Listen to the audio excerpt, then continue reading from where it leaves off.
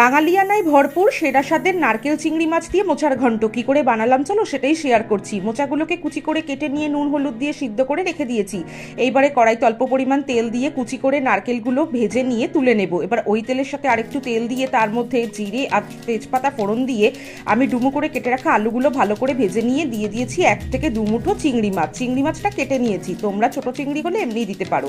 এবারে আর কি একটা টমেটো দিয়ে রোজের যে মশলাগুলো আদা বাটা, জিরে ধনের গুঁড়ো, হলুদ গুঁড়ো, লঙ্কার গুঁড়ো, গরম মশলা গুঁড়ো, নুন, চিনি সমস্ত কিছু দিয়ে ভালো করে কষিয়ে নিয়ে এই সেদ্ধ করা মোচাটা দিয়ে দিয়েছি। মোচা ভালো করে কষানো হয়ে গেলে বেশ কিছুটা জল দিয়ে ঢাকা দিয়ে দেবো যাতে আলুগুলো গলে যায়, একটু বেশ মাখো মাখো হয়। এবারে আর কি ঢাকা তুলে দেখে নেবো যে আলুগুলো সেদ্ধ হয়েছে নাকি। এবারে যে নারকেলের কুচিটা ছিল দিয়ে দেবো কিছুটা পরিমাণ কাঁচা লঙ্কা। আমার ঠাকুমা বলতো ঘন্টতে 1 চামচ আটা যদি দেওয়া হয় তাহলে কিন্তু বেশ লাগে। 1 চামচ আটা দিয়ে আর নামানোর আগে ঘি দিয়ে গরম ভাতের সাথে পরিবেশন করে দেখো, অন্য কোনো আইটেমে ছুতেও হবে না। কেমন